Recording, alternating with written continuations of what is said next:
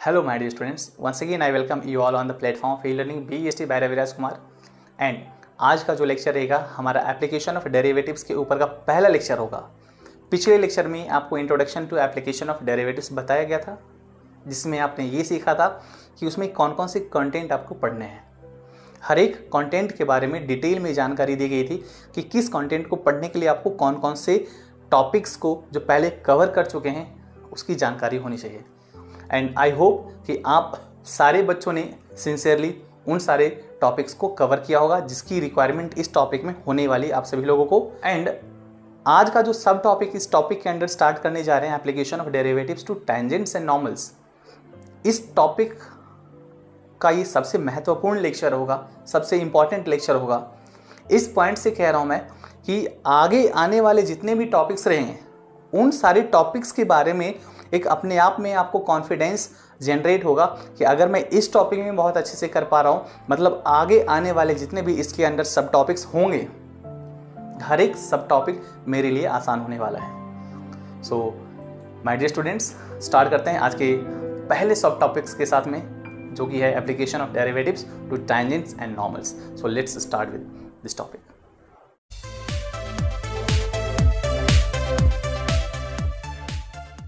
आज का जो हमारा टॉपिक है वो है application of derivatives to tangents and normals.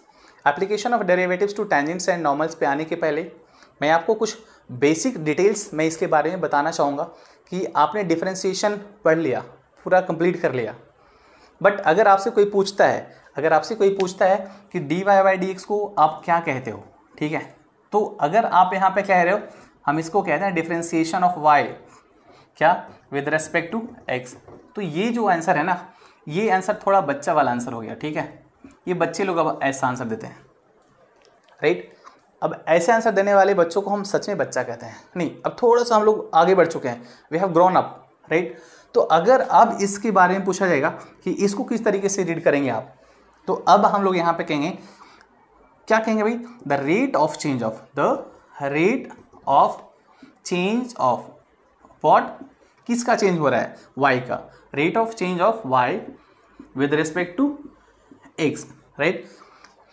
And सबसे जो तगड़ा तरीका होता है ना कि अगर आपने इस तरीके से इसको समझ लिया, आपने इस तरीके से इसको पढ़ लिया, इस रेशियो को, मतलब आपका ये कंप्लीट टर्म आपके कॉन्सेप्ट में आ गया है, राइट। एंड ये जो तरीका होता है पढ़ने का, इसको हम लोग कहते हैं भाई golden method to read this, right. And ये जो गोल्डन मेथड इसको रीड करने का, इसको हम ऐसे कहते हैं, how fast y is changing itself as x changes, right. तो मतलब y कितना फास्ट चेंज हो रहा है। अभी देखिए, चेंज होने का मतलब सिर्फ इंक्रीज होना नहीं होता है। चेंज मतलब या तो इंक्रीज भी हो सकता है या तो डिक्रीज भी हो सकता है, दोनों में से कोई भी पॉसिबिलिटी हो सकती है। जैसे मैं आपको एक तरीका यहाँ पे सिर्फ आपको दिखा रहा हूँ कि किस तरीके से बढ़ेगा और किस तरह से घटेगा। मैंने ये यहाँ पे एक ग्राफ लिया, ठीक है, किसी भी फंक्शन का ग्राफ हो सकता है। तो यहाँ से यहाँ तक की मैं बात कर रहा हूँ, तो देखेंगे आप यहाँ से यहाँ तक x बढ़ गया ना, ये पहले x1 पे था, अब ये x2 पे आ गया, मतलब ये इंक्रीज हुआ। y के बारे में बात करते हैं भाई, तो ये वाली हाइट मैं y1 कह ले रहा हूँ, और यहाँ से यहाँ तक की ये जो हाइट है मैंने इसको y2 कह लिया, राइट है, ये y1 और ये y2। तो यहाँ पे क्या दिख रहा है कि y2 बड़ा है y1 से, मतलब जब x2 बड़ा है x1 से तो y2 बड़ा है y1 से। मैं यहाँ पे आपके लिए एक रिलेशन लिख दे रहा हूँ कि x2 ग्रेटर देन 1 है तो y2 ग्रेटर देन y1 है, ठीक है। अच्छा, तो इसमें क्या हुआ कि जैसे x चेंज हुआ y बढ़ गया। मैं अब आपको एक दूसरा एग्जाम्पल दिखा रहा हूँ कि जिसमें x बढ़ रहा है लेकिन y घट जाएगा, ये इस तरीके से, ठीक है। अब इसमें देखें आप जरा, यहाँ पे ये x1 कह लिया, ये x2 कह लिया। अभी देखिए x1 x2 डिफरेंस समझ पा रहे हो कि x2 यहाँ पे काफ़ी बड़ा है x1 से। So can we talk about y1 और y2। y1 ये वाली हाइट हो जाएगी एंड y2 ये वाली हाइट हो जाएगी। यहाँ से यहाँ तक भाई x एक्सिस से इस पॉइंट तक की हाइट सिर्फ है ना, इसको p कह लीजिए, ये q कह लीजिए, इसको a कह लिया, इसको b कह लिया, है ना। तो AP और BQ ये y1 और y2 हो जाएगा। तो क्या यहाँ पे आप देख रहे हो y2 is less than y1, है कि नहीं। तो यहाँ पे अलग आ गया रिलेशन कि पहले वाले जो केस में मैंने आपको दिखाया कि जब x बढ़ रहा है ना तो क्या हो रहा है, y भी बढ़ रहा है ना। यहाँ पे आपको दिखाया कि जब x बढ़ रहा है ना तो y घट रहा है, राइट।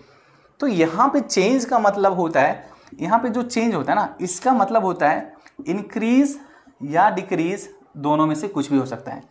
और ये चेंज का मतलब एक्स में जो चेंज होता है ना, ये हमेशा इंक्रीज करेगा, ठीक है। X always increasing, right, correct है। कभी भी ग्राफ आप ड्रॉ करते हैं ना, तो आप ऐसा नहीं करते हैं कि पहले 2 पॉइंट पीछे गए फिर 2 पॉइंट आगे गए, ऐसा नहीं करते हम लोग, है ना। कि हम हमेशा एक्स अगर 0 से स्टार्ट करें तो 0 पे क्या वैल्यू है, 1 पे क्या वैल्यू है, 2 पे क्या वैल्यू है, इस तरीके से हम लोग ट्रेस करते हैं। एंड उन सारे पॉइंट्स को बाद में हम क्या करते हैं, ज्वाइन करते हैं, राइट है।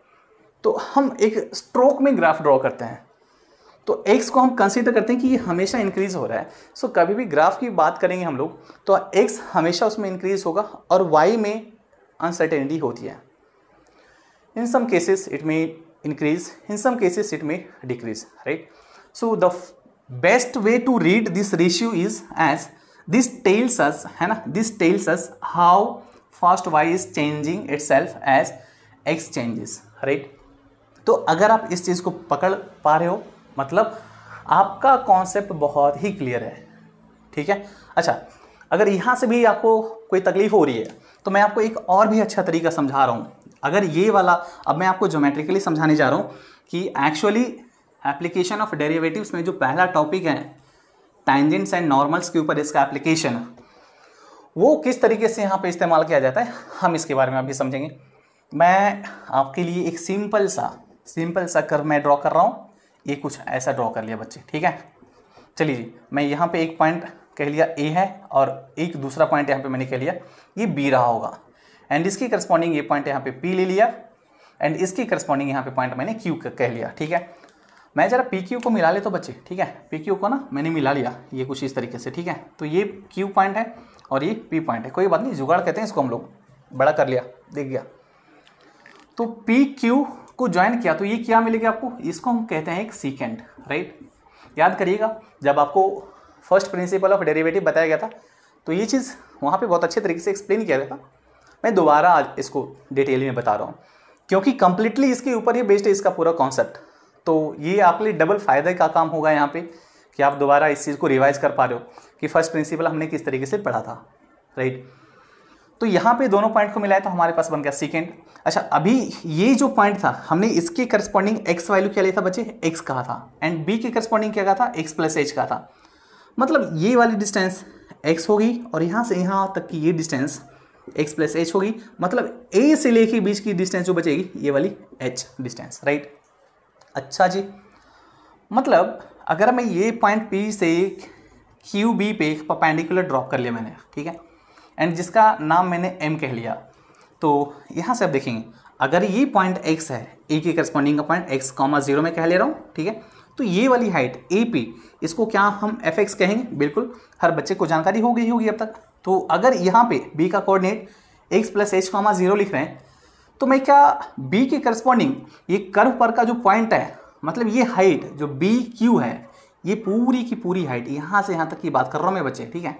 क्या मैं इसको F of x plus H लिख सकता हूँ, बिल्कुल लिख सकते हैं, ठीक है। फंक्शन में कोई भी आप एक्स का वैल्यू रख लीजिए, आपको क्या देगा, एफ एक्स दे देगा, है ना। मतलब उस पॉइंट पे वो हाइट कितनी रही होगी, एक्स एक्सिस से उस पॉइंट के करस्पॉन्डिंग कर्व पर का पॉइंट जो है उसकी हाइट कितनी रही है एक्स एक्सिस से, जो कि यहाँ पे आपको दिख रहा है A P and B Q. हम लोग इन दोनों की बात कर रहे हैं, राइट है। अच्छा, तो अभी एफ एक्स ये वाली हाइट है, ये पूरी F of x plus H है। मतलब अगर मैं सिर्फ क्यू एम की बात करूं, ठीक है, ये वाली है ना, मैंने इसकी चौड़ाई थोड़ी ज़्यादा कर दी समझने के लिए, मैं सिर्फ क्यू एम की बात कर रहा हूं बच्चे। तो ये वाली जो चीज़ बचेगी ना, देखिएगा अगर मैं ये पूरे हाइट में से ये नीचे वाली हाइट निकाल ले रहा हूँ, कौन सी, ये जो पूरी हाइट है ना, इसमें से मैं ये वाली हाइट निकाल लेता हूँ, कौन सी हाइट, ये वाली। तो ये वाली हाइट कौन सी थी भाई, ये थी एफ ऑफ एक्स। तो ये पूरे F of x plus H में से एफ एक्स चला गया, मतलब ये जो बचेगा F of x plus h minus f of x बचेगा, इजंट इट, बिल्कुल सही है। एंड अगर मान लीजिए आपने जो वहाँ पे लिखा था, याद होगा कि d by d x of f of x by first principle, हमने कैसे लिखा था बच्चे, ऐसा लिखा, limit h tends to 0 f of x plus h minus f of x divided by h. तो ये वाली चीज़ क्या है भाई, चेंज इन वाई, मतलब क्यू एम है कि नहीं है, एंड ये एच क्या है, ए बी है। तो इसी रेशियो को, इसी लिमिट को हमने कहा था dy बाई डी एक्स, तो ये वाला dy बाई डी एक्स होगा।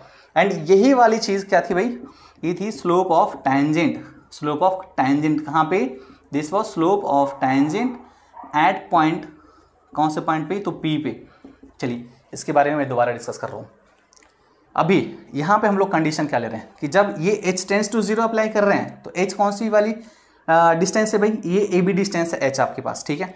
तो अगर मैं h टेंस टू 0 ले रहा हूँ, मतलब ये वाली जो डिस्टेंस है ना, ये h, ये यहाँ से यहाँ तक का ये वाली डिस्टेंस टेंस टू 0 रहा है, मतलब मैं कंसिडरेशन कर रहा हूँ b is moving towards a, point b is moving towards a। अभी समझिएगा, अभी थोड़ी देर पहले ही कहा था कि हर एक पॉइंट के करस्पॉन्डिंग, हर एक x के वैल्यू के करस्पॉन्डिंग कर्व पे एक पॉइंट होता ही होता है हमेशा, अगर ये कॉन्टिन्यूअस है अपने डोमेन में तो।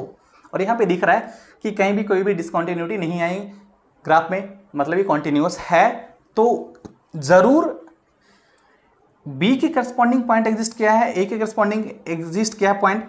तो अगर b a की ओर मूव करेगा, मतलब ये अपने हर एक पॉइंट पे, हर एक अलग अलग पोजीशन में आ सकता है पॉइंट बी पहले यहाँ पे था, फिर यहाँ आया, फिर यहाँ पे आया, फिर यहाँ पे आया, इस तरीके से ये स्लोली मूव कर रहा है टुवर्ड्स से। ये इस तरीके से बच्चे है ना, समझिएगा जरा, मूव कर रहे हैं टुवर्ड्स से। तो इस पॉइंट के करस्पॉन्डिंग भी कोई ना कोई तो पॉइंट रहेगा भी ग्राफ पे, है ना, और इसकी करस्पॉन्डिंग भी तो कोई ना कोई पॉइंट कर पे रहेगा, इसकी करस्पॉन्डिंग भी रहेगा बच्चे, इसकी करस्पॉन्डिंग भी रहेगा। ट्राई टू अंडरस्टैंड दिस, है ना। ये ज्योमेट्रिकली आप जितने अच्छी तरीके से समझ लो कॉन्सेप्ट को, उतना बेहतर होता है कि आपका ये टॉपिक जो है ना पूरी तरीके से आपके दिमाग में हमेशा के लिए घुस जाएगा। हमेशा ही कॉन्सेप्ट इज मोस्ट इंपॉर्टेंट। देखिए कभी भी ऐसा नहीं होना चाहिए कि आप चीज़ों को आप रट ले रहे हो एंड उसको सॉल्व कर ले रहे हो, वो बहुत ही गलत बात है। अगर आप रट करके सॉल्व कर रहे हैं तो आप ज़्यादा से ज़्यादा कहते हैं भाई पासिंग मार्क्स तक आप जा सकते हो। हालांकि देखिए वैसा नहीं है, मैंने भी ऐसे ऐसे स्टूडेंट्स देखे हैं जो कि रट रट करके भाई इंजीनियरिंग में मेरे साथ में जो थे, रट रट करके वो यूनिवर्सिटी टॉपर बन जाते थे। ऐसा भाई इनबिल्ट टैलेंट होता है यार, वो भी हो सकता है, बट ये काम नहीं करना है हमें चीज़ों को समझना है, राइट। चतुर रामलिंगम बनने से बेहतर है आप रणछोड़दास छाछड़ बनो। तो चलिए हम लोग आते हैं यहाँ पे।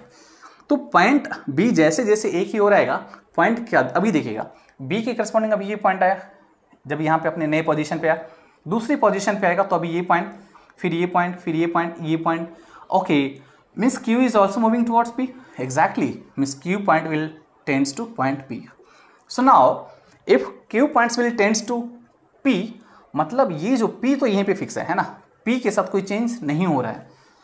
मतलब ये जो सीकेंड था ना बच्चा आपका, अभी इसका पोजीशन चेंज होगा, अभी ये सीकेंड ये पी क्यू नहीं रहेगा, अभी इसका जो नया पोजीशन मैंने कह लीजिए Q1 ले लिया, तो अब ये पी Q1 हो जाएगा, राइट। फिर नए पोजीशन पे आया तो मैंने कह लिया ये Q2 हो गया, तो अभी नया सीकेंड आपका पी Q2 मिलेगा, राइट। इस तरीके से पी Q3 मिलेगा, पी Q4 मिलेगा।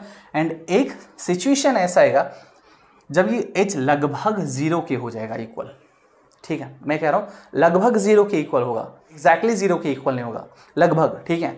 तब पॉइंट बी लगभग पॉइंट ए के ऊपर आ जाएगा, मतलब पॉइंट बी लगभग यहाँ पे आ जाएगा एंड पॉइंट क्यू लगभग पॉइंट पी पे आ जाएगा, मतलब पॉइंट बी ए से कोइंसाइड करेगा एंड पॉइंट क्यू पी से कोइंसाइड करेगा।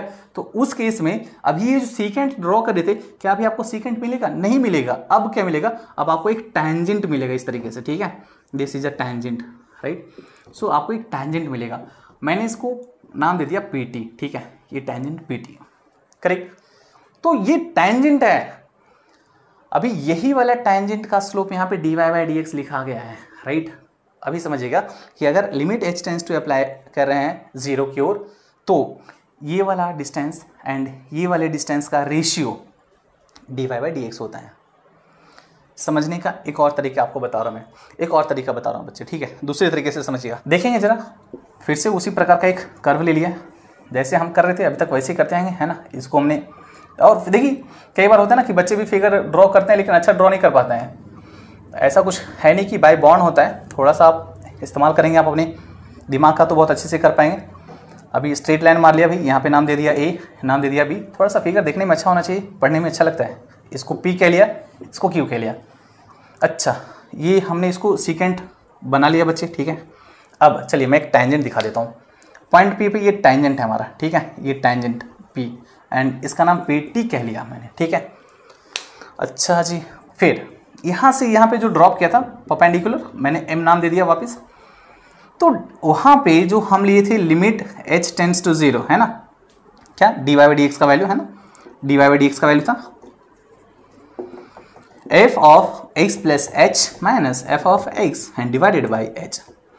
अभी इसी को कहा था स्लोप। अभी यहाँ से दोबारा देखिएगा कि स्लोप किस तरीके से आता है। आपने ये सीखा होगा, एक कॉन्सेप्ट याद होगा कि अगर कोई भी स्ट्रेट लाइन है ना, अगर कोई भी स्ट्रेट लाइन का इंक्लिनेशन थीटा है, इंक्लिनेशन का मतलब क्या होता है, इंक्लिनेशन का मतलब होता है what angle a line is making with positive direction of x axis, that is called as inclination. If the inclination of any line L is theta, then its slope that is denoted by m, we can write this as tan theta, है ना। तो इसका slope tan theta हो जाता है, correct है, बिल्कुल सभी लोग जानते हैं, ये 9th स्टैंडर्ड से सभी लोग सीखते आ रहे हैं, है ना। तो यहाँ पे मैं इस कॉन्सेप्ट के थ्रू आपको ये दिखाना चाह रहा हूँ कि सच में जो स्लोप होता है ना, मैं tan थीटा के थ्रू भी दिखा दूँ यहाँ पे कि स्लोप का वैल्यू यहाँ पे यही आने वाला है बेसिकली। किस तरीके से, अभी ये जो एंगल बन रहा है यहाँ पे ये, अच्छा पीएम क्या है, पीएम अगर मैंने यहाँ पे परपेंडिकुलर ड्रॉप किया, ठीक है, मतलब ये पीएम जो रहेगा पैरेलल रहेगा किसके, ए बी के, 100% सही है बिल्कुल। और ये जो लाइन है ना, मैंने ये इसको एक्सटेंड किया इधर, तो ये एंगल अगर मान लीजिए थीटा बन रहा है, तो क्या ये एंगल भी थीटा बनेगा बच्चे, ये सर नो, बिल्कुल बनेगा। अभी इसके जस्ट पहले मैंने फिगर में दिखाया था कि अगर ये x है, मतलब x, 0 है, ये वाला x प्लस एच, 0 है इसका कोऑर्डिनेट, ये वाला क्या था, ये था f of x plus h minus f of x, कौन सा, ये QM, ठीक है, QM इसकी बात कर रहा हूँ मैं। एंड ये वाली डिस्टेंस ये क्या है, तो ये वाला डिस्टेंस, दोनों के बीच का गैप मतलब h है, ठीक है। अब यहाँ पे मैं जरा tan थीटा अप्लाई करने की कोशिश कर रहा हूँ, मैं यहाँ पे साइड में लिख लेता हूँ, इसको थोड़ा छोटा कर दिया, कोई बात नहीं। tan थीटा बताएंगे कि क्या कैसे लिखते हैं आप, बड़ा सिंपल है सर, अपोजिट बाय एडजस्टमेंट कर लीजिए ना आप, तो f of x plus h minus f of x, ये हाइट हो जाएगा एंड एडजस्टेंट तो आपको मालूम है h। अरे वाह कमाल है यार, तो ये तो वही वाली चीज़ आ गई है ना। बट सर यहाँ पे स्लोप ऑफ सीकेंट आया है कि नहीं, क्योंकि ये जो इंक्लिनेशन है ना, यहाँ पे जो हम बात कर रहे हैं ये थीटा है, ये थीटा किसका है, ये तो सीकेंट का है, ये टेंजेंट का थोड़ी आया है। तो आइए अब टेंजेंट पे आपको लिखा था मैं कि किस तरीके से आते हैं। तो जब मैंने ये कंडीशन अप्लाई किया था, कौन सा कंडीशन बच्चे, कि जब h टेंड्स टू 0 होगा, ठीक है ना, जब h टेंड्स टू 0 होगा तो पॉइंट Q P की ओर मूव करेगा।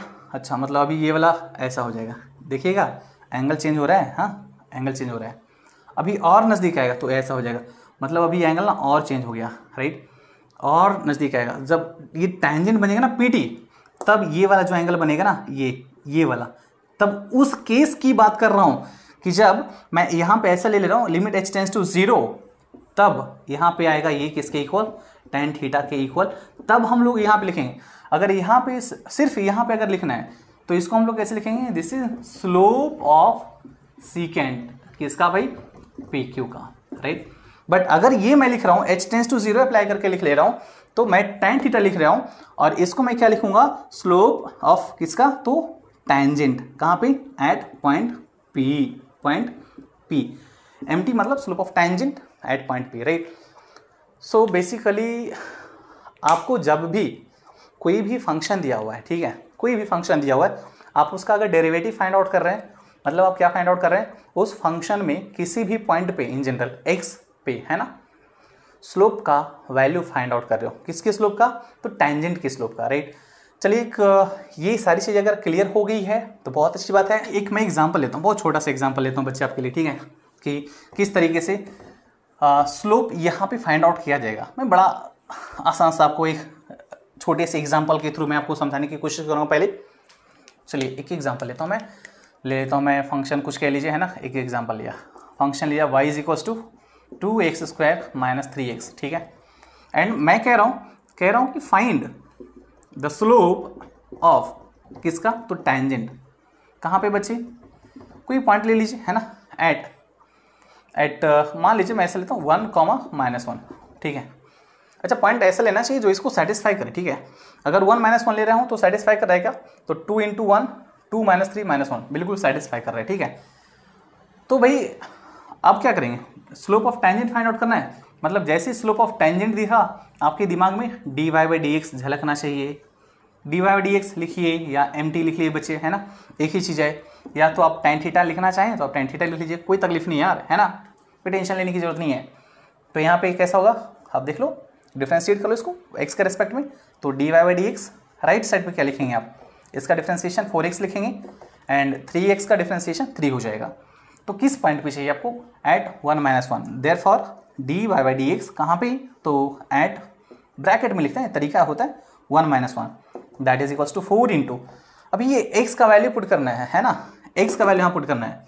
तो हमें इंटरेस्ट किस में, हमें सिर्फ x में इंटरेस्ट है, y में इंटरेस्ट है बिल्कुल भी इंटरेस्ट नहीं है, y की रिक्वायरमेंट नहीं है यहाँ पे हमारे पास, है ना। तो 4 इंटू 1 - 3 राइट, तो 4 - 3 दैट इज इक्वल्स टू 1, ठीक है। तो आपको ये फाइंड आउट करना है कि आपको इंटरेस्ट किस में है, मतलब किसकी रिक्वायरमेंट है बेसिकली, इंटरेस्ट और ना इंटरेस्ट की बात नहीं है, रिक्वायरमेंट किसकी है, जिसकी उसका इस्तेमाल कर लीजिए आप।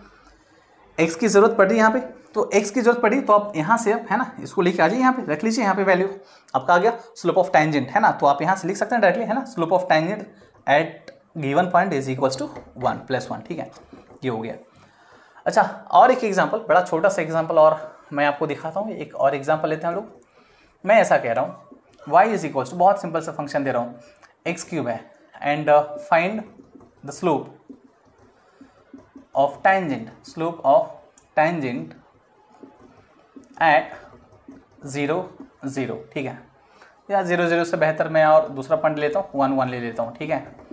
तो d y by d x find out कर लीजिए, मतलब तो कहाँ पे बचे, पहले इसका डिफरेंशिएशन लिख लीजिए 3x², तो कहाँ पे फाइंड करना है 1 1 पे। अच्छा, d y by d x रख लीजिए वैल्यू यहाँ पे, x की जगह पे 1, तो 3 इंटू 1 का होल स्क्वायर मतलब 3।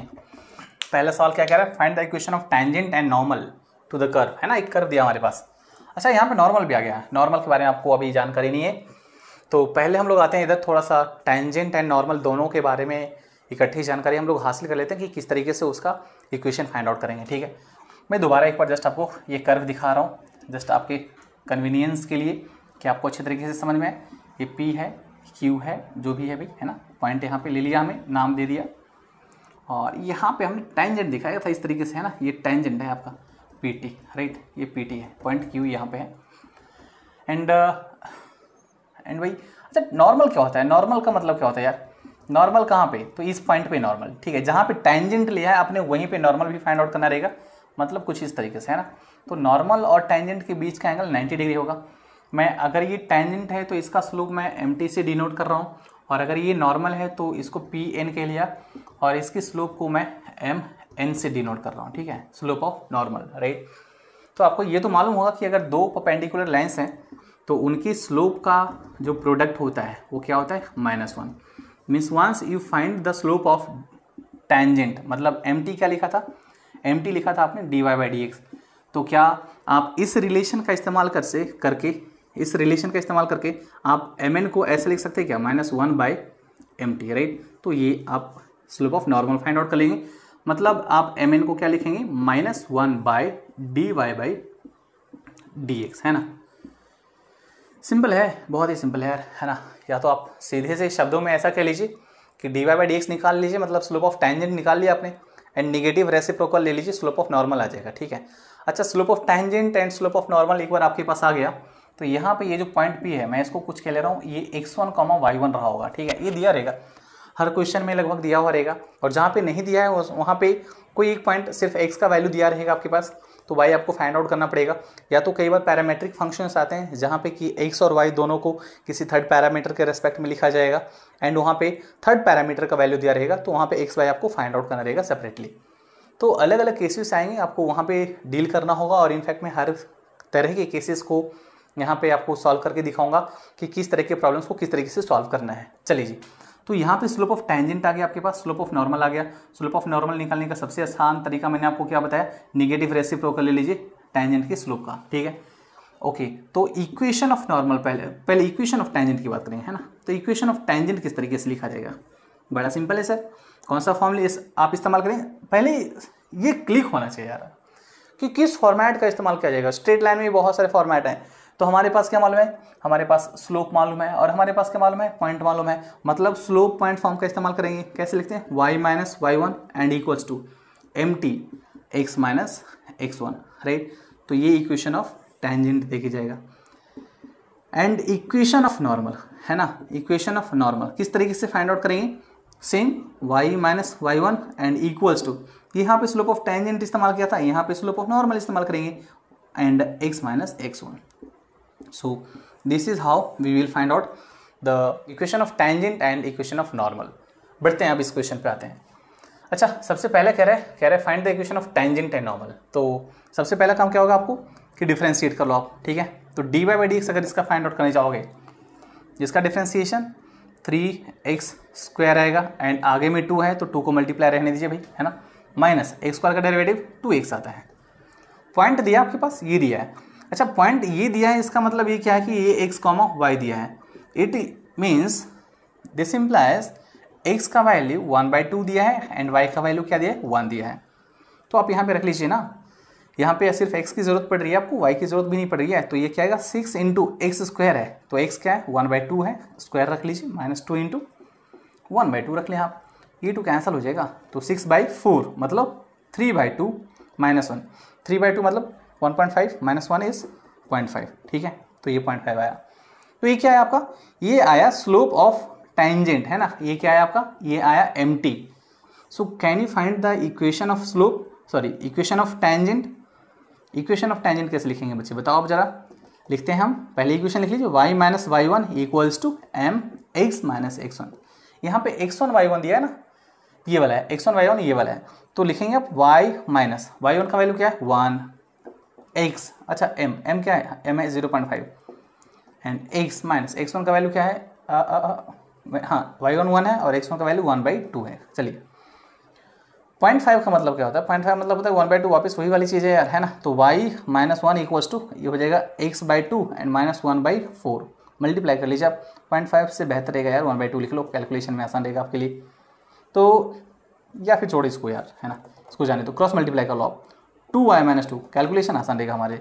2y माइनस 2 क्या रहेगा, x माइनस 1/2 बचेगा. काम हो गया आपका. मतलब आप एक्स वाई के फॉर्म में अच्छे से सजा लीजिए अब जरा. तो x माइनस 2y एंड उसको आप उस तरफ लेके जाएंगे तो बचेगा प्लस 3/2 इज 0. कभी भी ऐसा ना छोड़ें, इसको एलसीएम लेके सॉल्व कर लें तो ये हो जाएगा 2x minus 4y and plus 3 is 0. So that's the equation of tangent, right. अभी अब इक्वेशन ऑफ नॉर्मल अगर फाइंड आउट करना रहा तो वो किस तरीके से करेंगे, अभी हम नॉर्मल पे आते हैं भाई, ठीक है. बड़ा सिंपल है. अगर एक बार आपने टेंजेंट फाइंड आउट कर लिया ना, नॉर्मल कुछ भी नहीं रहता है, सेम ही है यार, है ना. 2 स्टेप सिर्फ इसमें आपको एक्स्ट्रा करना है कि पहला, सबसे पहला है ना कि slope of normal find out करना पड़ेगा. तो -1/mt लिखेंगे, है कि नहीं. तो -1/mt क्या है, mt 0.5 है. 0.5 मतलब मैंने बोला आपको हाफ लिख लो, समझने के लिए आसान रहेगा यहाँ पे, है ना, कैलकुलेशन भी आसान पड़ेगा. 1/2 तो ये न्यूमरेटर में जाएगा, -2 दे देगा, ठीक है. तो mn आ गया. तो अब यहाँ से इक्वेशन ऑफ नॉर्मल लिख लें आप. क्या लिखेंगे बच्चे, बताएं आप जरा, बड़ा आसान है सर ये. y माइनस वाई वन कर लीजिए. y1 क्या है, ये वाला x1 y1 का रोल प्ले करेगा अगर हम इक्वेशन ऑफ नॉर्मल लिख रहे हैं तो, ठीक है. एंड जब आप स्लो फाइंड आउट कर रहे हैं तो यहाँ पे x y में कंसिडरेशन करके चलेंगे, मतलब वही चीज़ है भाई. आप x1 y1 ले लें, x y ले लेंगे, कोई दिक्कत नहीं है. तो y minus y1 is 1 and equals to -2 slope of normal x minus x1, right. तो मल्टीप्लाई कर लीजिए, तो y minus 1 equals to -2x and plus 1 बचेगा. सो ये 2x and plus y and -2 that is 0, ठीक है. तो इस तरीके से हम लोग equation of tangent and equation of normal हमने फाइंड आउट कर लिया. अब आते हैं अगले सवाल की ओर, देखते हैं अगला सवाल क्या कहता है. हम इसको याद कर रहे थे भाई पैरामेट्रिक वाले क्वेश्चंस को, है ना. यहाँ पे पैरामेट्रिक फंक्शन वाला क्वेश्चन आ भी गया यहाँ पे, है ना. हमारी फरियाद इसने सुन ली बहुत जल्दी. तो बेसिकली आपको सबसे पहले क्या करना होगा, इक्वेशन ऑफ नॉर्मल और टेंजेंट फाइंड आउट करना है. मतलब सबसे पहले तो हमें स्लोप की जरूरत पड़ेगी. स्लोप की ज़रूरत पड़ेगी मतलब dy/dx का वैल्यू फाइंड आउट करना पड़ेगा. तो dy/dx अभी पैरामेट्रिक फंक्शन है, तो और थीटा तीसरा पैरामीटर है. मतलब dy/dx को सबसे पहले आप dy/d theta and bye dx/d theta लिख लोगे, है ना. एंड इसके बाद dy/d थीटा और dx/d थीटा का वैल्यू फाइंड आउट कर लीजिए, है ना. इसको मैं इक्वेशन नंबर 1 कह ले रहा हूँ. तो dy/d थीटा क्या आएगा देख लेते हैं हम जरा. मतलब d/d theta of what is y, this is 2 sin cube theta. समझने की कोशिश करिएगा. इसका डिफरेंशिएशन आएगा 2 into 3 into sine square theta and sine का डिफरेंशिएशन कॉस थीटा, ठीक है. And d x by d theta बताएंगे आप मुझे। D x by d theta means d by d theta of x. What is x? X is 3 cos cube theta. 3 cos cube theta. 3 multiplication में बाहर आएगा, 3 नीचे आएगा और पावर 1 माइनस हो जाएगा तो cos स्क्वायर थीटा बचेगा। एंड cos थीटा का डेरिवेटिव माइनस साइन थीटा लिखेंगे आप, ठीक है। तो ये दोनों वैल्यू आप इक्वेशन नंबर 1 में रख लीजिए। तो यहाँ से आपके पास आएगा डी बाई डी एक्स का वैल्यू। तो डी बाई डी एक्स क्या लिखेंगे बच्चे? लिखेंगे आप 2 3 जा 6 and into sine square theta and into cos theta. And नीचे में क्या बचेगा? ये माइनस साइन में पहले ले रहा हूँ तो ये बचेगा 3 into cos square theta and into sine theta. कुछ कैंसिल हो रहा है, कर लीजिएगा बिल्कुल। तो 3 2 जा 6, कॉस एक यहाँ से कैंसिल होगा, एक साइन यहाँ से कैंसिल होगा। सो साइन बाय कॉस क्या होता है? सभी लोग जानते हैं टैन होता है ना। तो यहाँ से डी बाई डी एक्स का वैल्यू क्या बचेगा आपके पास? D by d x is nothing but -2/3 tan theta. Clear? तो अच्छा, अभी ये थीटा आया है ना, यहाँ पे थीटा है, तो क्या हमें डायरेक्टली इस्तेमाल कर लेंगे इक्वेशन फाइंड आउट करते वक्त? नहीं, यहाँ पे हमें एक न्यूमेरिकल वैल्यू चाहिए। एंड ये फाइंड आउट करने के लिए यहाँ पे एंगल दिया हुआ है, कहाँ पे चाहिए? तो थीटा इक्वल्स टू π/4 पे चाहिए। तो डी बाई डी एक्स मतलब क्या लिखते हैं भाई आप? तो डी बाई डी एक्स कहाँ पे? At theta equals to π/4, that is what? This is slope of tangent and that is equals to -2/3 tan π/4 हो जाएगा। So -2/3 tan π/4 and the whole world know the value of tan π/4, this is 1। So its slope is -2/3। And अगर slope of tangent आ गया तो equation of tangent तो बहुत आसान तरीके से लिख लेंगे, इक्वेशन ऑफ टेंजेंट, है ना। अच्छा, जब आप इक्वेशन ऑफ टेंजेंट लिखने जाएंगे ना तो आपको एक नई चीज़ यहाँ पे मिलेगी जिसकी जानकारी आपके पास नहीं होगी। कौन सी वाली चीज़ भाई? तो y माइनस y1 पहले लिख लीजिए आप, mt and x minus x1, ठीक है। अभी यहाँ पे अब x1 और y1 क्या है भाई? तो x1 y1 कहाँ से फाइंड आउट करेंगे? अब ये थीटा का वैल्यू π/4 हम x में रख लेंगे और थीटा का वैल्यू π/4 हम लोग y में रख लेंगे। तो यहाँ से हमारे पास x1 और y1 मिल जाएगा, ठीक है। तो x1 मतलब क्या? x at theta equals to π/4, that is equals to what? रख लीजिए π/4 इसमें, है ना। तो 3 cos क्यूब, है ना, 3 cos क्यूब π/4। cos π/4 का वैल्यू होता है 1/√2, तो ये आ जाएगा 3/2√2। कैलकुलेशन कर लीजिएगा आप यहाँ पे थोड़ा सा। एंड y1 मतलब क्या? तो y at theta equals to π/4। तो ये क्या है भाई? ये आपका 2 sin क्यूब थीटा है।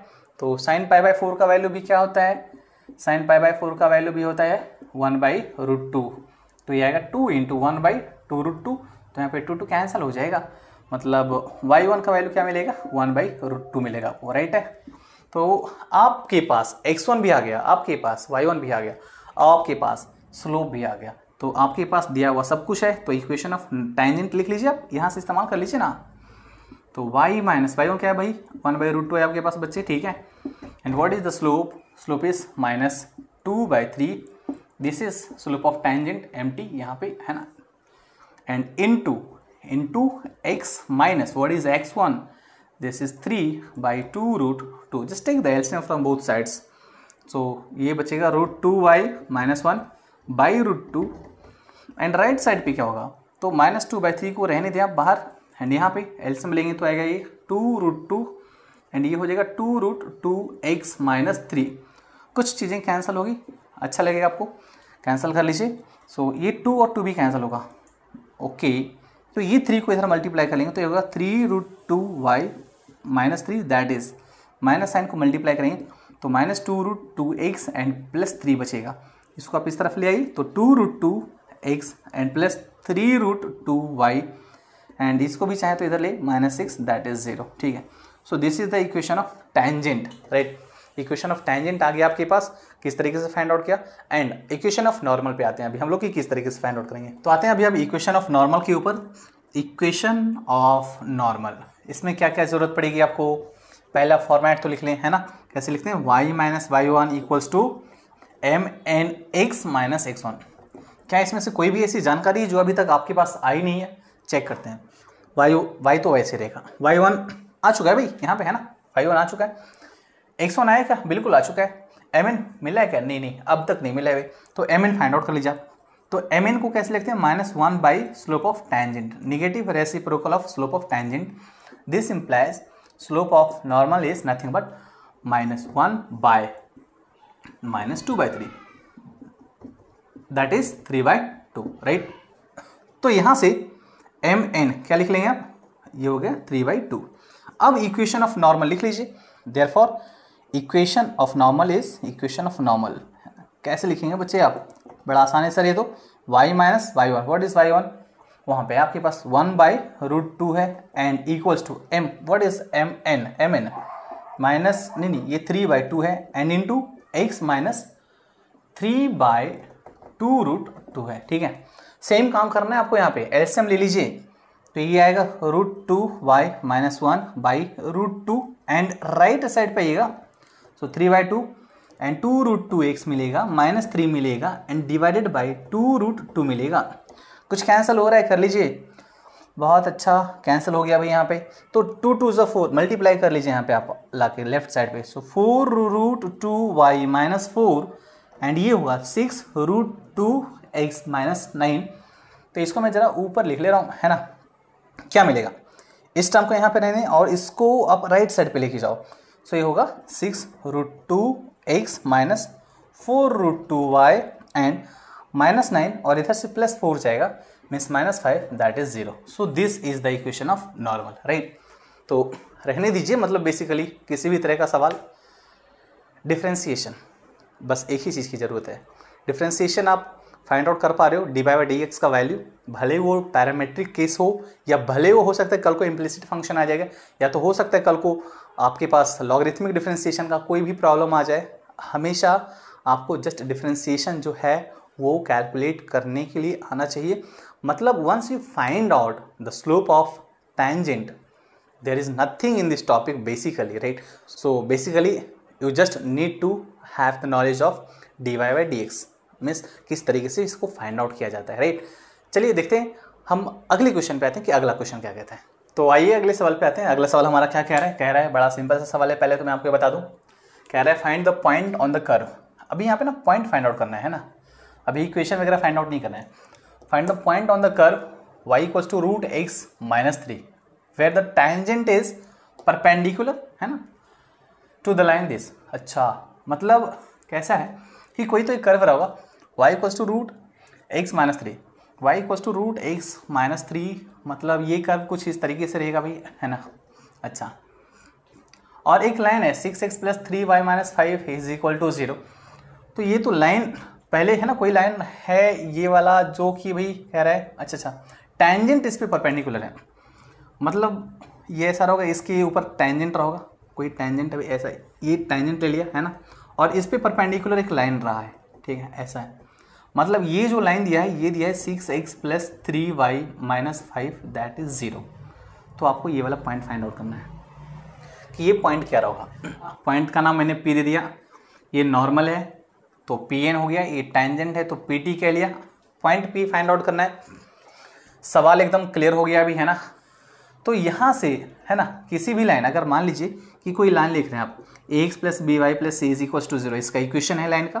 तो इस लाइन से अगर आप स्लोप निकालना चाह रहे हो, ठीक है, तो स्लोप कैसे लिखते हैं बच्चे, स्लोप लिखते हैं -a/b लिखते हैं, ठीक है, -a/b, राइट. तो ये आ गया आपका स्लोप. अच्छा, मतलब अगर यहाँ से मैं इसका स्लोप लिखना चाहूँ तो ये क्या है, बेसिकली ये तो नॉर्मल है, तो स्लोप ऑफ नॉर्मल क्या लिखेंगे आप, -a/b. a का वैल्यू 6 है, माइनस साइन 6/3, राइट है. मतलब स्लोप ऑफ नॉर्मल आ गया आपके पास 2, राइट है. तो स्लोप ऑफ नॉर्मल अगर आ गया तो स्लोप ऑफ टैंजेंट कैसे लिखेंगे, negative reciprocal of slope of normal, मतलब ये हो जाएगा -1/2, राइट. और अगर एक बार आपके पास mt आ गया, mt मतलब स्लोप ऑफ टैंजेंट आ गया, मतलब ये क्या आया, ये तो dy/dx मिल गया आपको, सिंपल सा है कि नहीं. तो dy/dx बेसिकली इक्वल होगा -1/2 के इक्वल. तो यहाँ से लिख लेता हूँ मैं, dy/dx इज नथिंग बट -1/2. इसको मैं इक्वेशन नंबर 1 कह ले रहा हूँ, ठीक है. अब dy/dx फाइंड आउट करते हैं कि y क्या हमारे पास दिया है, चूंकि y का वैल्यू है √x - 3. तो dy/dx कैसे लिखेंगे बच्चे आप, सिंपल है सर, 1/2 √x - 3 लिख लेंगे सर, है ना. बहुत ही अच्छी बात है। तो d y by d x किसके इक्वल है बच्चे?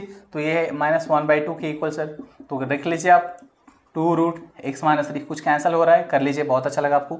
तो रूट अंडर x-3 1 आएगा, स्क्वायरिंग कर लीजिए दोनों साइड पे, ठीक है, -1 रहेगा बच्चे, है ना। तो x-3 किसके इक्वल आएगा? 1 के इक्वल आएगा, मतलब x किसके इक्वल आएगा? तो 4 के इक्वल आएगा। Once you find the value of x, आपको क्या फाइंड आउट करना था? पॉइंट, है ना, पॉइंट P का कोऑर्डिनेट फाइंड आउट करना था। मतलब x आ चुका है, तो अब फाइंड क्या करना रहेगा? y।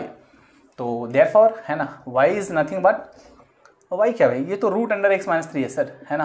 तो x का वैल्यू रख लीजिए, क्या आया? 4 आया। तो ये आएगा 4 - 3, मतलब y का वैल्यू √1। क्या मैं इसको √1 को +-1 लिखूँ? नहीं, गलती से भी गलती नहीं करना है, कई बार ये समझा चुका हूँ। मतलब यहाँ पे P का कोऑर्डिनेट x, y जो हम यहाँ पे माने थे, राइट, मान लेते हैं भाई, क्या आ जाएगा आपका? आएगा 4, है ना, 4,1, right. So that's the answer. So this is the coordinate of the required point where the tangent to the curve y equals to √x-3 will be normal to this line. Clear? तो यहाँ पे देखिए varieties of questions मिल सकते हैं। हमेशा ज़रूरी नहीं है कि आपके पास कर्व दिया रहेगा, पॉइंट दिया रहेगा, equation of tangent, equation of normal find out करना रहेगा, हमेशा ज़रूरी नहीं है। कई बार क्वेश्चंस को घुमाए भी जाते हैं, जैसे यहाँ पे अलग पूछ दिया, पॉइंट पूछ दिया भाई, टेंजेंट, नॉर्मल, कुछ तो एक डेटा दिया रहेगा आपके पास, है ना, कर्व दिया रहेगा, टेंजेंट कहाँ पे है वो पॉइंट पूछ दिया। तो यहाँ पे वैराइटीज ऑफ क्वेश्चंस मिल सकते हैं, घबराने की कोई ज़रूरत नहीं है। आपको कॉन्सेप्ट वही अप्लाई करना है, हर वक्त हर जगह पे स्लोप फाइंड आउट करना है। जो भी चीज़ें दी है डेटा, उसके अकॉर्डिंगली आप आगे बढ़िए, क्या फाइंड आउट करना है उसके लिए आगे बढ़िए एंड आप आंसर फाइंड आउट कर लीजिए। बढ़ते हैं अगले क्वेश्चन की ओर, देखते हैं अगला क्वेश्चन क्या है। आइए भाई अगले सवाल पे आते हैं हम लोग। अगला सवाल ये हमारा कह रहा है find the equation of normals. अच्छा, नॉर्मल्स बोला है, मतलब एक से ज़्यादा नॉर्मल हो सकता है भाई। To the curve 3x² - y² = 8 which are parallel. अच्छा, यहाँ पे भी क्लियर कर दे कि एक से ज़्यादा होगा। To the line x + 3y = 4। देखते हैं, हमारे पास सबसे पहले, है ना, हमारे पास जो कर्व दिया है वो क्या है? 3x² - y² = 8। मैंने जस्ट लिख लिया है। अब एक बार दोबारा क्वेश्चन को समझने की कोशिश करिएगा कि फाइंड क्या करना है एंड किस तरीके से करना है। फाइंड करना है इक्वेशन ऑफ नॉर्मल्स एंड किस तरीके से करना है, तो ये हिंट समझिएगा। कैसे normals? Which are parallel to the line this, है ना। अच्छा, ऐसे नॉर्मल्स फाइंड करना है जो इस लाइन के पैरेलल है, मतलब नॉर्मल इसके पैरेलल है, मतलब इसका जो स्लोप होगा that will be equals to slope of normal होगा। ये तो बात 100% सही है। अगर ये कोई कर्व है भाई, है ना, कुछ ऐसा कर्व मैंने ड्रॉ कर लिया रैंडमली, ठीक है, तो इस पे जो नॉर्मल आएगा वो पैरेलल होने चाहिए इस लाइन के। मतलब मान लीजिए कि मैं कुछ ऐसा कह रहा हूँ कि ये ऐसा लिया मैंने, ठीक है, ये नॉर्मल है, एक्चुअली ये नॉर्मल है ना, तो ये पैरेलल है इस लाइन के। ये लाइन हमारे पास जो दिया हुआ है, this is the line x + 3y = 4, मतलब इसका स्लोप हमने निकाल लिया। अभी देखिएगा, स्लोप ऑफ नॉर्मल आ गया है, हमें equation of normal find out करना है। तो equation of normal find out करने के लिए क्या जरूरत पड़ेगी आपको? भाई स्लोप आ चुका है, जाने दो, अब आपको ज़रूरत इस पॉइंट की है, मतलब ये वाला पॉइंट जो है ना P, ये वाला पॉइंट क्या होगा ये बताओ आप।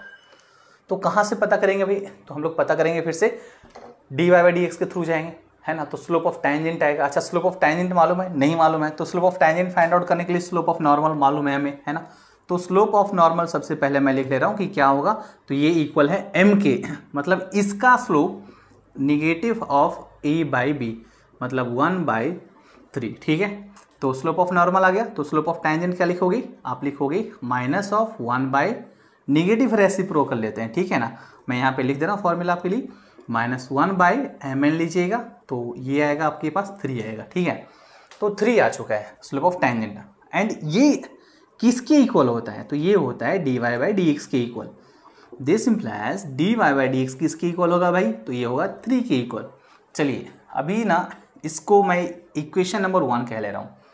अब जो कर्व दिया था हमारे पास यहाँ पे, अब यहाँ से आ रहा हूँ कि अगर इसको डिफ्रेंशिएट किया मैंने दोनों साइड पे, तो ये आएगा 6x, और ये क्या आएगा? ये आएगा 2y × dy/dx, and right side पे तो 0 आएगा।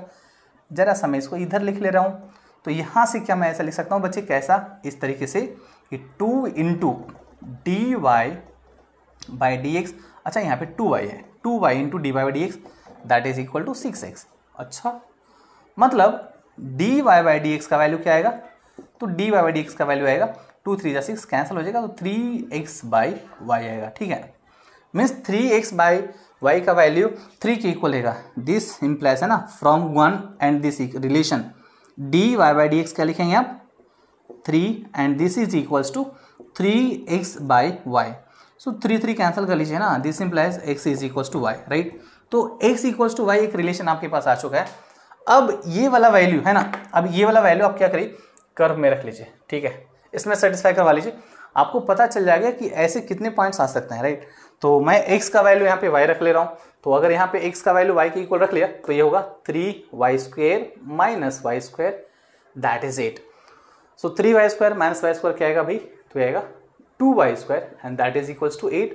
मीन्स y स्क्वायर का वैल्यू क्या लिखेंगे that is 4।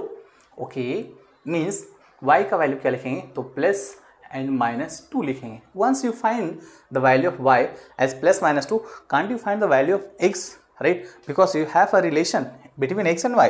So here x is equals to y. So can you write down x is also equals to plus minus 2, right? मतलब यहाँ से 2 points मिलेंगे, एक पॉइंट ये होगा और ये जो आगे जा रहा है ना, आगे जा रहा है ये भी यहाँ पे कट करेगा और नॉर्मली कट करेगा। ठीक है, तो यहाँ पे भी ये पॉइंट आएगा भी, है ना। तो हमारे पास 2 पॉइंट आए, कौन कौन सा है, पहला पॉइंट आया पॉइंट P, अगर x2 है तो y2 है, और दूसरा Q जो कि अगर यहाँ पे है ना, अगर x -2 है तो y भी -2 है। तो 2 जगह पे नॉर्मल सब फाइंड आउट कर सकते हैं। तो अभी यहाँ पे लिख ले रहा हूँ इक्वेशन ऑफ नॉर्मल, कहाँ पे नॉर्मल एट P, एंड इधर लिख ले रहा हूँ इक्वेशन ऑफ नॉर्मल कहाँ पे एट Q। ठीक है, तो y minus y1 is 2 and mn मतलब स्लोप ऑफ नॉर्मल क्या आया था -1/3 था भाई, है ना। अच्छा, तो -1/3 एंड x माइनस x1 क्या है तो 2 ही है, मल्टीप्लाई कर लीजिए। तो 3y minus 6 and equals to -x plus 2 हो जाएगा, इसको इधर ले जाइए तो x plus 3y and -8 is 0। एक इक्वेशन आपका ये हो जाएगा, और दूसरा यहाँ से आएंगे तो ये मिलेगा भाई y minus y1, y minus y1 का वैल्यू -2, तो माइनस माइनस प्लस 2, m का वैल्यू वही रहेगा, x माइनस x1 भी -2 तो +2 हो जाएगा, मल्टीप्लाई कर लीजिए क्रॉस करके तो 3y प्लस 6 आएगा दैट इज -x एंड -2 आएगा। इन दोनों टर्म्स को लेफ्ट हैंड साइड पे ले लो आप, तो x plus 3y and plus 8 is equals to 0 बचेगा। सो ये 2 लाइन्स है आपके पास भाई, है ना। So x plus 3y minus 8 equal to 0 and x plus 3y plus 8 equals to 0। तो यहाँ पे हमें 2 नॉर्मल्स मिल गए जिसका इक्वेशन में फाइंड आउट करना था वो आ चुका है। एंड क्वेश्चंस को देखा जाए तो एनालाइज अगर अच्छी तरीके से किया जाए तो क्वेश्चंस मुश्किल नहीं होते, बस आपको क्वेश्चंस को समझने की आवश्यकता पड़ती है आसान तरीके से, किस तरीके से समझ सकते हो आप।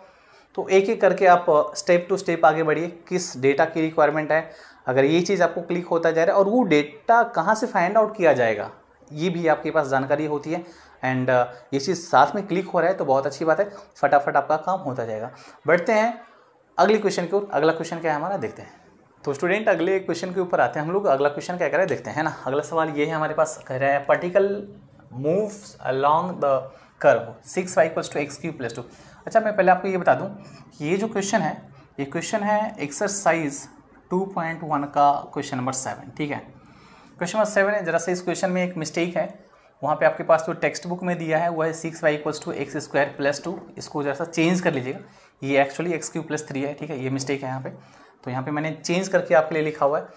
अच्छा खैर, आप इसके आगे क्या कैलकुलेशन देखिए आप। ठीक है, कि क्या पहले सवाल एक बार देख लीजिए। Find a point on the curve at which y coordinate is changing 8 times as fast as x coordinates. तो देखो आपके पास एक चीज़ बताया था, dy/dx को रीड करने का तरीका क्या बोला था, the rate of change of y with respect to x, या how fast y is changing with respect to x। अच्छा, यहाँ पे जो ये डेटा दिया है ना, ये दिया है कि y is changing 8 times as fast as that of x, means dy/dx is equals to 8 दिया बेसिकली, राइट। इसको मैंने इक्वेशन नंबर 1 कह लिया। Now from the given curve, from the given क्या दिया है भाई हमारे पास, तो हमारे पास दिया है 6y = x³ + 2 दिया है। तो अगर यहाँ से dy/dx हमने फाइंड आउट कर लिया, ठीक है, मीन्स दोनों साइड पे हमने x के रेस्पेक्ट में डिफरेंशिएट किया, तो हमारे पास ये रिलेशन आएगा। तो क्या मैं इसको कैंसिल कर सकता हूँ, तो यहाँ से लिख लूँगा मैं ऐसा dy/dx that is equals to what, ये हो जाएगा भाई एक्स स्क्वायर डिवाइडेड बाई 2, है ना। तो अभी d y by d x का वैल्यू हमारे पास क्या मिला है, ये मिला है 8, मतलब दिया हुआ है 8 दिया हुआ है। तो यहाँ से ये वैल्यू मैं यहाँ पे ला करके रख दे रहा हूँ। तो मुझे क्या मिलेगा x square by 2 that is equals to 8, right. So x square is equals to 16, so x is equals to nothing but plus minus 4। अगर आपके पास x का वैल्यू प्लस माइनस 4 आ गया, आपको फाइंड क्या करना था, points on the coordinates, means basically आपको अभी y का वैल्यू फाइंड आउट करना है कि y क्या होगा। So substitute this value in the given equation. So from the given curve again given equation, है ना, क्या लिखेंगे आप, y का value at x equals to plus 4। अब दो वैल्यूज लेना पड़ेगा, प्लस माइनस 4 है तो at x equals to plus 4 ले लेता हूँ and at x equals to minus 4 ले लेता हूँ, ठीक है। तो x इक्वल्स टू प्लस 4 पे 6y का वैल्यू हो जाएगा 4 द होल क्यूब प्लस 2।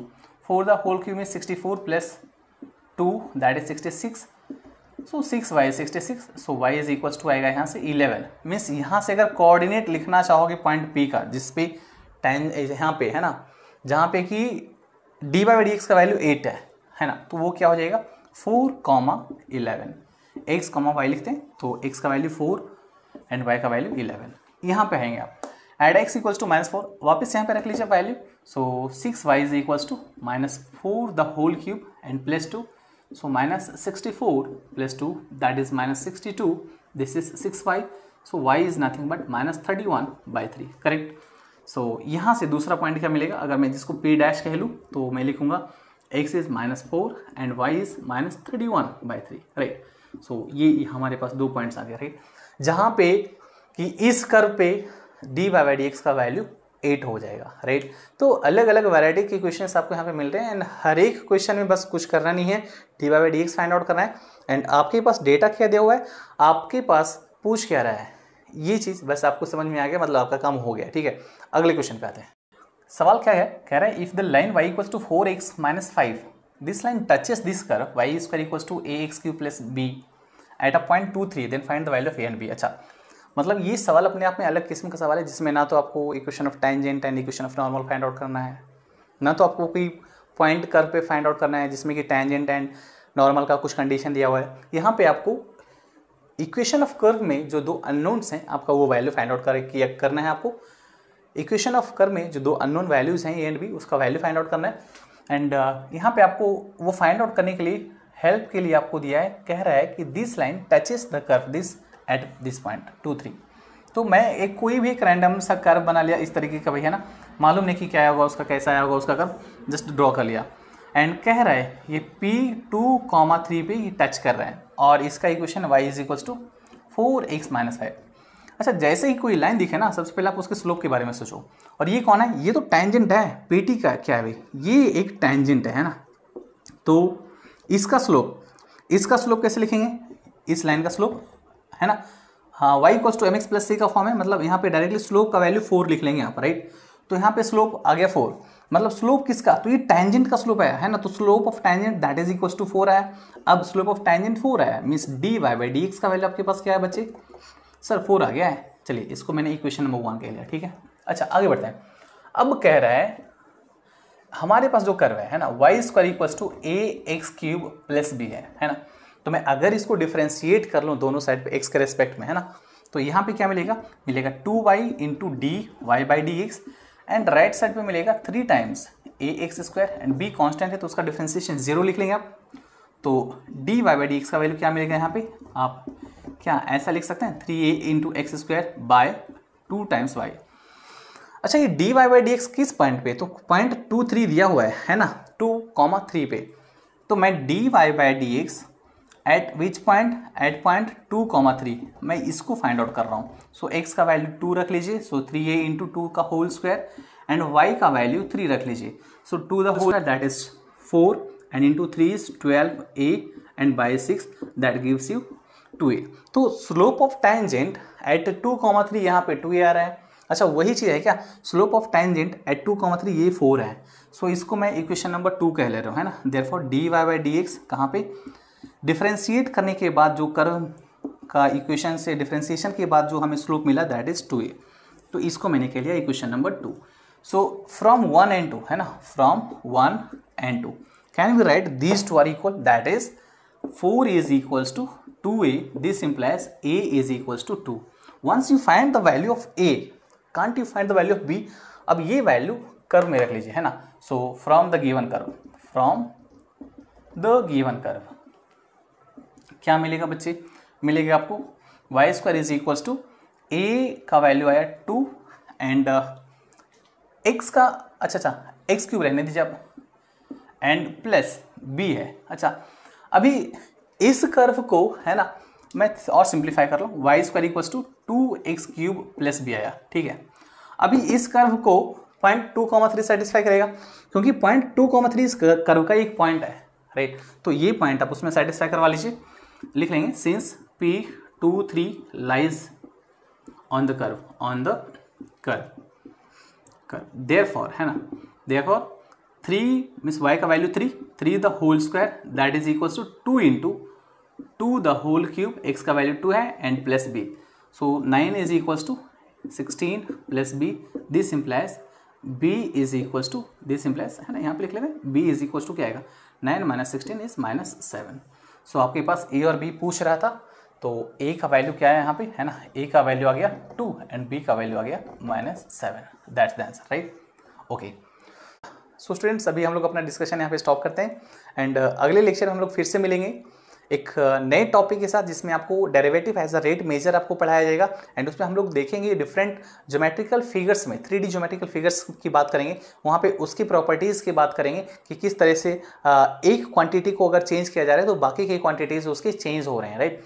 तो वहाँ पे आने के पहले आपको जो बेसिक रिक्वायरमेंट लगने वाली है कि कोन हो गया, सिलेंडर हो गया, स्फीयर हो गया, क्यूब हो गया, क्यूबॉइड हो गया, इन सारे 4-5 फिगर्स के वॉल्यूम के बारे में, इनके सरफेस एरिया के बारे में आपको इन सारे फॉर्मूलों की जानकारी होनी चाहिए. तो अगले टॉपिक पे हम लोग बात करेंगे, अगले लेक्चर में ज़रूर बात करेंगे. एंड अगर इस टॉपिक से रिलेटेड आज के जो टॉपिक डिस्कस किए गए यहाँ पे कोई भी प्रॉब्लम्स जिसमें आपको डिफ़िकल्टी आई हो सॉल्व करते वक्त या फिर नहीं समझ में आए, then feel free to comment in my comment box. अगर किसी भी तरह का दिक्कत है तो बहुत अच्छे तरीके से आप अपना डाउट क्लियर कर लीजिए. एंड अगर किसी बच्चे को कोई प्रॉब्लम नहीं आया इस पूरे लेक्चर में, then just put your comments over there and just put your feedback over there, I would like to see. And keep liking and keep subscribing my channel and keep sharing my channel with maximum number of people so that they can also get benefit from my channel.